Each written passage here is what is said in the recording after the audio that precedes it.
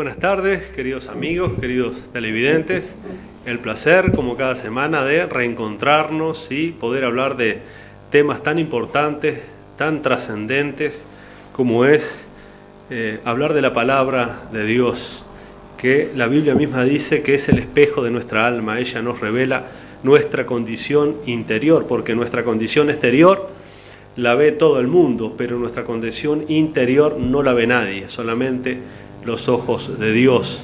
Dios puede penetrar más allá de nuestro interior, puede discernir, Él puede ver nuestra condición, puede saber cómo estamos, Él lo sabe todo, todo lo ve. Así que nosotros con mucha humildad y con mucho amor queremos cada semana, es nuestro objetivo, poder presentarles un poquito más de la palabra de Dios, poder acercarles a ustedes por medio de este medio que Dios ha provisto, en el cual damos gracias al Señor por esta preciosa puerta abierta aquí en Canal 8, que ya por casi 3 años, si Dios quiere, estamos llegando a vuestros hogares con la palabra de Dios. Y esto realmente nos llena de gozo, nos llena de fuerzas para seguir adelante, porque las malas noticias abundan y nosotros venimos con las buenas noticias de Dios. Dios es un Dios vivo, Dios es un Dios real, se conoce por medio de la fe. Hay que creer para ver su misericordia, creer para ver su poder, creer para ver las manifestaciones del amor de Dios. No esperemos nunca a ver para creer, es al revés. Me viene a la memoria cuando Tomás, uno de los discípulos del Señor, después que el Señor había muerto y había resucitado, se había encontrado con un grupo de los discípulos y le contaron a Tomás, y Tomás dice, no, yo si no veo, no creo. Y el Señor a la semana se vuelve a aparecer a los discípulos y estaba allí Tomás. Y el Señor le dice, vení un poquito, Tomás, así que vos no creías. Dice Tomás, meté, dice, tu dedo en la herida y palpá mis manos. Y el Señor lo reprende, dice, no seas incrédulo, Tomás, sino creyente. Después el Señor dice, bienaventurados los que creyeron sin ver. Bienaventurados, felices los que hemos creído sin ver. Es cierto que no vemos manifestaciones físicas de Dios, pero sí podemos ver las bendiciones de Dios en nuestra vida y en la vida de todas aquellas personas que por medio de la fe se han acercado a Dios. Como la Biblia nos enseña, la palabra de Dios, sin fe es imposible agradar a Dios, y para acercarse a Él es necesario que el tal existe y que es galardonador de los que le buscan.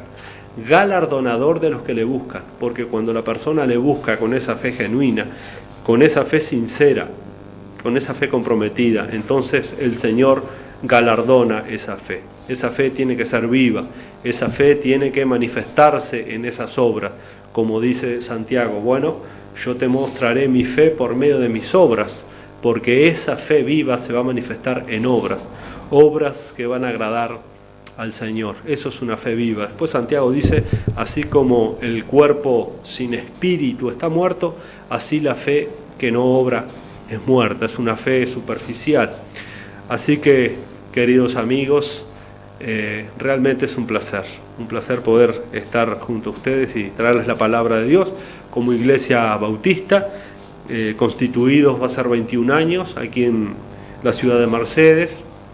Tenemos ahí nuestra congregación central en barrio Artigas, los anuncios le van a salir ahí en su pantalla. Tenemos nuestras reuniones todos los días domingo, por supuesto, el día del Señor, a las 5:30 de la tarde o 17:30 de la tarde, allí nos reunimos. Nuestras reuniones son completamente abiertas a todo público, ahí no se pide nada, ahí no se cobra nada, ahí lo que hacemos es cantar, alabar a Dios y luego enseñar la palabra de Dios. Así que siéntase cómodo, busque un lugar, nadie lo va a interrumpir, nadie lo va a molestar. Vaya tranquilamente, si es solo, pero si tiene familia, puede ir con su familia, porque la palabra de Dios es para todo, para jóvenes, para niños, para adolescentes, para mayores, para ancianos, es para todos. Como dice el dicho, mientras hay vidas, hay esperanza de acercarse a Dios. No deje pasar el tiempo, pero también los días martes nos estamos reuniendo a partir de las 5 de la tarde, tenemos allí reuniones de oración también, A las 5 de la tarde arrancamos con un devocional y luego a las 5:30 arrancamos con el culto de oración. También un tiempo muy lindo, donde también se nos acercan algunos vecinos por necesidades que ellos tienen, pero nosotros oramos por la necesidad más grande, ¿verdad? Que ellos mismos se den cuenta que sus almas están necesitadas de Dios. A veces van y nos piden por fulano o por mengano y está bien, pero la persona tiene que darse cuenta que ellos también necesitan del Señor. Los días miércoles tenemos los estudios bíblicos también, si no me equivoco a las 15, ahí están ahí abajo, ustedes tienen los horarios. Y bueno, y luego si tiene alguna inquietud, alguna pregunta, estamos a disposición, estamos a las órdenes para servir. Gracias a Dios mucha gente nos ha consultado por dudas, por doctrinas, por enseñanzas, que a ver si son bíblicas o no son bíblicas. Se escucha mucha cosa hoy en día, hay que filtrar todo. La palabra de Dios nos dice que tenemos que examinarlo todo. La propia Biblia dice, primera de Tesalonicenses, capítulo 5, Pablo dice, examínalo todo, retenga lo bueno y absténgase de toda especie de maldad. Por eso uno tiene que filtrar todas las cosas. Tiene que haber discernimiento, tiene que haber un conocimiento y ver si lo que nosotros decimos, si lo que nosotros enseñamos está conforme a la palabra de Dios. Así que amigos, están todos ustedes invitados para que puedan acompañarnos como iglesia. Ya le digo, no va a encontrar absolutamente nada raro. Va a encontrar ahí una familia espiritual, gente de todo tipo, gente de toda clase social. Ahí no se discrimina a nadie. Nos une una misma fe, una misma pasión, que es el Señor Jesucristo. Más nada, el amor de nuestro Padre Celestial. Así que queda formalmente hecha la invitación por este medio, pero recuerde, si tiene alguna consulta que nos quiera hacer llegar, salen los teléfonos también allí en pantalla, pueden llamarnos y nosotros vamos a estar entonces visitándole, o si quiere acercarse a la congregación, allí podemos conversar también. Va a ser un tiempo muy grato sin lugar a duda. Así que ahora, mientras tanto, vamos a escuchar entonces una alabanza y luego vamos a pasar a la lectura de la palabra de Dios.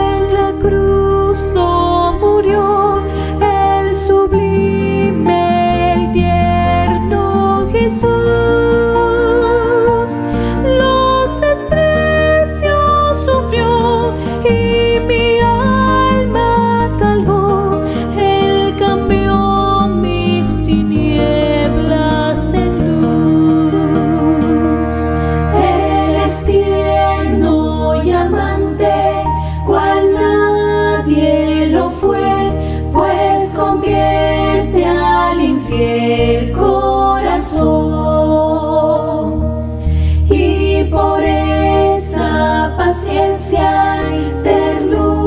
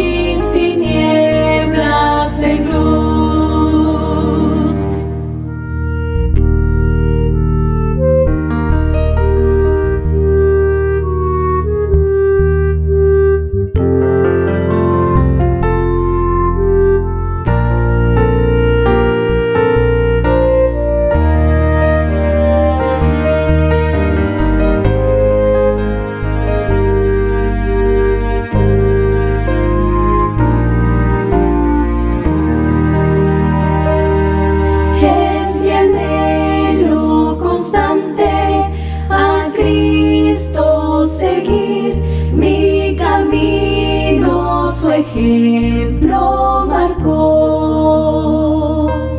Y por darme la vida, Él quiso morir. En su cruz mi pecado clavó. Mis pecados llevó, en la cruz no murió. El sublime, el tierno Jesús. Los desprecios sufrió y mi alma salvó. Él cambió mis tinieblas en luz. Mis pecados llevó, en la cruz no murió. El sublime, el tierno Jesús. Los desprecios sufrió y mi alma salvó. Él cambió mis tinieblas en luz.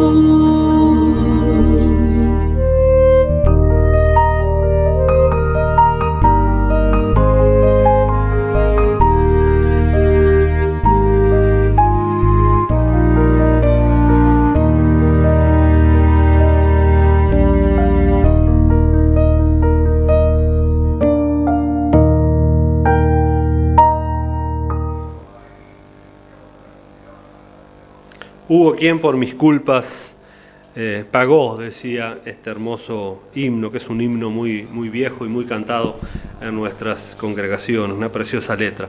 Vamos a pasar entonces a la lectura de la palabra de Dios en el Evangelio de Lucas, en el capítulo 15. Vamos a leer versículos 11 hasta el 25.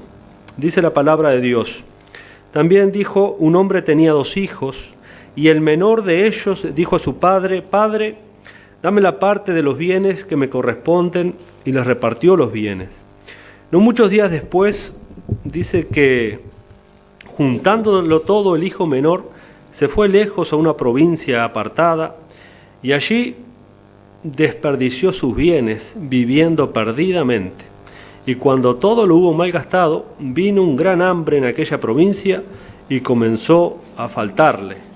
Y fue y se arrimó a uno de los ciudadanos de aquella tierra, el cual le envió a su hacienda para que apacentase los cerdos. Y deseaba llenar su vientre de las algarrobas que comían los cerdos, pero nadie le daba. Y volviendo en sí, dijo: ¿Cuántos jornaleros en la casa de mi padre tienen abundancia de pan, y yo aquí perezco de hambre? Me levantaré, iré a mi padre y le diré: Padre, he pecado contra el cielo y contra ti. Ya no soy digno de ser llamado tu hijo. Hazme como uno de tus jornaleros. Y levantándose, vino su padre, y cuando aún estaba lejos, lo vio su padre y fue movido a misericordia, y corrió y se echó sobre su cuello y le besó. Y él le dijo: Padre, he pecado contra el cielo y contra ti. Ya no soy digno de ser llamado tu hijo. Pero el padre dijo a sus siervos: Sacad el mejor vestido y vestidle, y poner un anillo en su mano y calzado en sus pies, y traed el becerro gordo y matadlo, y comamos y hagamos fiesta, porque este mi hijo muerto era, y ha revivido, se había perdido y es hallado. Y comenzaron a regocijarse. Esta es una de las parábolas quizás más conocidas de Jesús, y con un contenido tan precioso.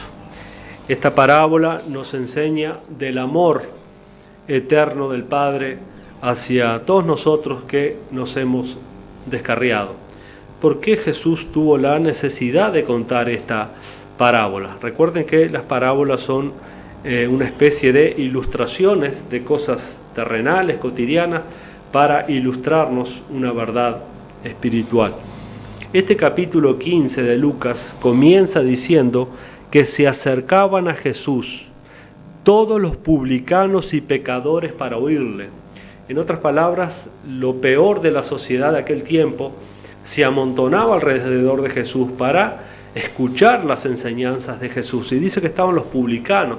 Los publicanos eran personas despreciadas por la sociedad judía de aquel tiempo, porque eran judíos que les cobraban impuestos a los propios judíos, pero como el pueblo judío estaba bajo el yugo del Imperio Romano, esos impuestos iban para Roma, y por supuesto los judíos, si eran 10 pesos que tenían que cobrarle a un judío, le cobraban 12 o 13, el resto iba para el bolsillo de ellos y el resto para el Imperio Romano. Por eso se habían hecho tan despreciables los publicanos, porque eran judíos que le cobraban impuestos a los propios judíos, y por supuesto ellos llenaban sus arcas a costa de esos impuestos de más que cobraban. Por eso eran tan despreciables, no los podían ni ver. Y dice que estaban también los pecadores, toda clase de gente allí amontonada escuchando a Jesús, y luego dice que también estaban los famosos fariseos y los escribas, que los fariseos era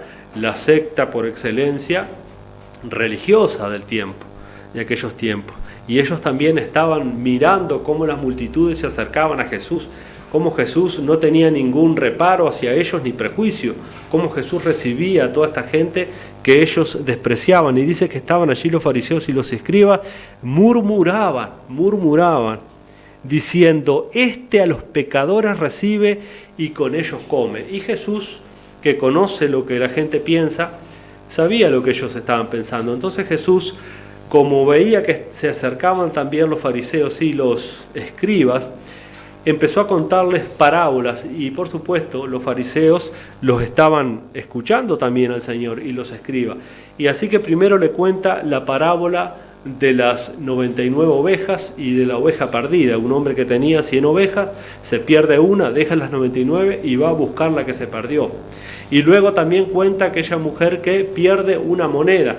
Dice que tenía las 9 seguras, pero había perdido una, y dice que esa mujer se dedica entonces todo el día a buscarla hasta que encuentra esa moneda. Y la tercera parábola consecutiva que viene es esta, es la del hijo perdido, la oveja perdida, la moneda perdida, y ahora tenemos la parábola del hijo perdido. ¿Qué quiere decir esta parábola? Dice: un hombre tenía 2 hijos. ¿Cuál es el hombre? ¿Qué representa el hombre que tenía 2 hijos? El hombre representa a Dios, y los 2 hijos representa uno a la nación de Israel, a los judíos, que ellos eran la nación escogida por Dios, quien Dios había hecho un pacto con ellos allá en el monte Sinaí, les había dado sus leyes, sus mandamientos, cosa que los judíos nunca pudieron guardar. Y el resto, el otro hijo, son todos aquellos pecadores que no tenían la ley. Por ejemplo, ahí estaban publicanos, ahí estaban los demás pecadores, y estamos también todos nosotros los gentiles. El problema es que ellos, los fariseos y los escribas, se creían superiores a las demás gente. Ellos pensaban que delante de Dios ellos ya estaban justificados. Entonces el Señor le dice esta parábola, dice que tenía 2 hijos, y el menor de ellos dijo a su padre: Padre, dame la parte de los bienes que me corresponden, y le repartió los bienes. Hablando de que este hijo menor no quiso sujetarse al padre, sino que le dijo: dame la parte de la herencia que me corresponde. En otras palabras, en la cultura judía de aquel tiempo, solamente un hijo podía recibir la herencia de su padre una vez que el padre había muerto. En otras palabras, es muy duro lo que está diciendo Jesús, porque este hijo menor, aparte le correspondía una porción menos de herencia que el hijo mayor. En otras palabras, está tratando a su padre como que si ya lo hubiera enterrado en vida. Mira, yo no quiero saber nada contigo, no quiero saber nada con estas cosas, yo quiero las cosas que a mí me pertenecen, y el padre se las dio y se fue. Nos está mostrando también cómo nosotros hemos hecho con nuestra vida, con la herencia que hemos recibido de Dios, que es nuestra vida. Nosotros también hemos tomado esa parte de la herencia que hemos recibido del Padre Celestial y nos hemos ido. No hemos querido saber nada con Dios y nos hemos ido con nuestra herencia, nuestra vida, nuestros bienes. Y dice: no muchos días después, juntándolo todo, el hijo menor se fue lejos a una provincia apartada, y allí desperdició sus bienes viviendo perdidamente. Y así es como nosotros, los seres humanos, hemos desperdiciado nuestra vida, que es el mayor bien que tenemos, la vida, pero una vida consagrada a Dios, una vida en comunión con Dios, es el mejor bien que nosotros podemos tener. Y sin embargo hemos desperdiciado nuestra vida viviendo impíamente, porque la Biblia nos revela claramente que si nuestra vida no glorifica a Dios, si nuestra vida no tiene un sentido centrado en Dios, entonces nuestra vida es malgastada, nuestra vida es desperdiciada. Y eso es lo que nos está mostrando entonces en este versículo 13, que dice que se fue a una provincia apartada y allí desperdició sus bienes viviendo perdidamente. ¿Cuántas personas desperdician sus bienes perdidamente?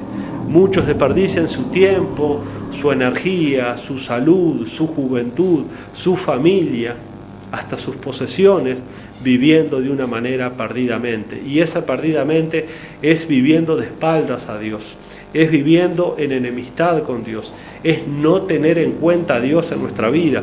Eso es vivir perdidamente y nunca nos va a ir mejor, como nos sigue contando el relato bíblico. Este hijo pródigo, él pensó que podía vivir una vida a su manera de esplendor, pero fue paseando el tiempo, fue transcurriendo la vida de espaldas al Padre Celestial en su rebelión, y él vio que iba de mal en peor. Dice el versículo 14, y cuando todo lo hubo malgastado, no malgastó algunas cosas, todo lo hubo malgastado. Amigos, nosotros cuando no vivimos para Dios, cuando no vivimos centrado en el Evangelio de Cristo, es cuestión de tiempo de que empecemos a malgastarlo todo.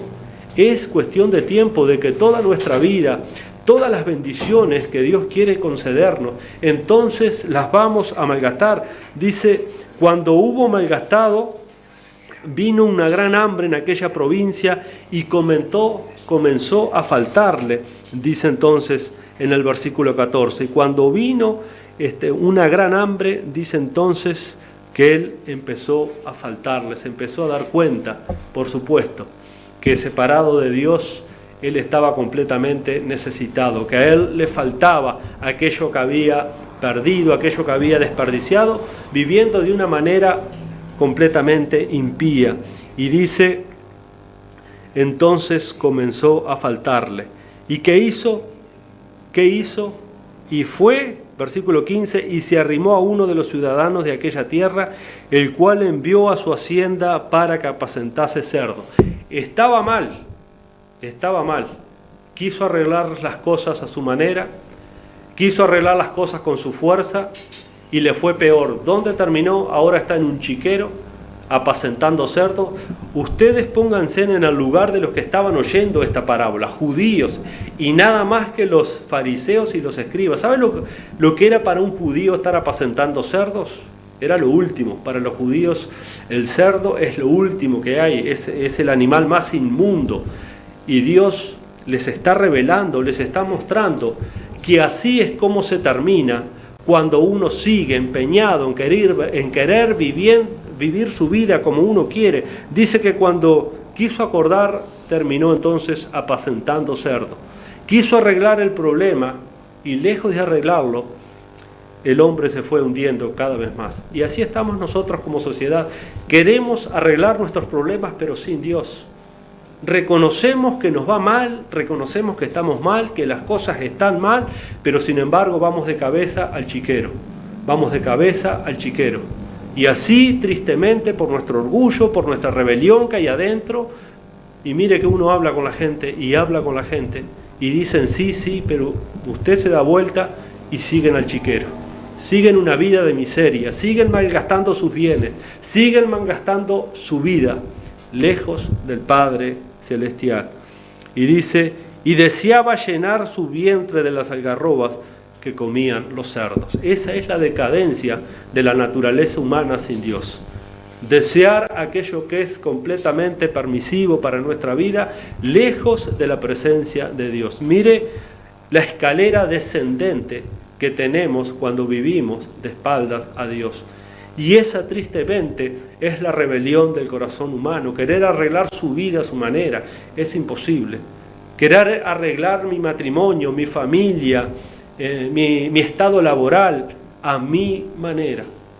Nuestras fuerzas son completamente finitas, nuestras fuerzas son débiles, nuestras fuerzas son limitadas si no estamos dependiendo de Dios. Y dice que deseaba llenar las algarrobas, entonces deseaba llenar su estómago con las algarrobas, que era una fruta de un árbol que caía ahí en el chiquero y comían los cerdos, en el versículo 16, pero nadie le daba. Pero nadie le daba. Y qué tristeza es cuando uno quiere, aunque sea, mendigar un poco de cariño, un poco de amor, y nadie le da. Solo Dios puede dar eso. Solo Dios puede dar eso. Y él sigue diciendo el relato bíblico, y volviendo en sí, dijo: ¿cuántos jornaleros en casa de mi padre tienen abundancia de pan y yo aquí perezco de hambre? Y este hambre significa el hambre que nosotros tenemos de Dios. Y ese hambre lo experimentamos cuando volvemos en sí, como volvió en sí este hombre. ¿Qué significa volver en sí? Arrepentimiento. Un genuino arrepentimiento nos va a llevar a tomar unas genuinas decisiones. Solamente un genuino arrepentimiento nos llevará a tomar genuinas decisiones, como hizo este hombre. Consideró que ya no daba más. Consideró entonces que él estaba cosechando lo que había sembrado. Había sembrado la semilla de la rebeldía, de la desobediencia. Le había ido mal, pero dice que volvió en sí, se arrepintió. Dijo: no, esto no puede seguir así. Dice: me levantaré, versículo 18, iré a la casa de mi padre. Y ahí es donde nosotros tenemos que considerar en esta tarde. Levantarnos, pero ¿levantarnos a qué? ¿Para seguir cayendo otra vez en el chiquero? ¿O ir a la casa del Padre, donde hay abundancia de pan, donde hay comida para nuestra alma, para nuestro espíritu, donde hay una comida que va a alimentar nuestras esperanzas, esa esperanza viva? ¿Cuánta gente, queridos amigos, vive en una tristeza continua, en una desesperación continua, en una depresión, en una angustia, estresada con esto y con lo otro? ¿Por qué no considerar estar en la mesa, en la casa del Padre, nutriéndose de ese pan celestial que es el símbolo de la persona y de la presencia de Jesucristo en nuestra vida? ¿Por qué seguir mendigando los chiqueros de este mundo que no te va a saciar, no te va a saciar para nada? Seguirás hundiéndote más en el fango del pecado a menos que vuelvas en sí, como lo hizo el hijo pródigo, volviendo en sí. Y eso es el arrepentimiento que el Señor Jesucristo demanda en el Evangelio. Arrepentid y convertíos para que sean borrados vuestros pecados.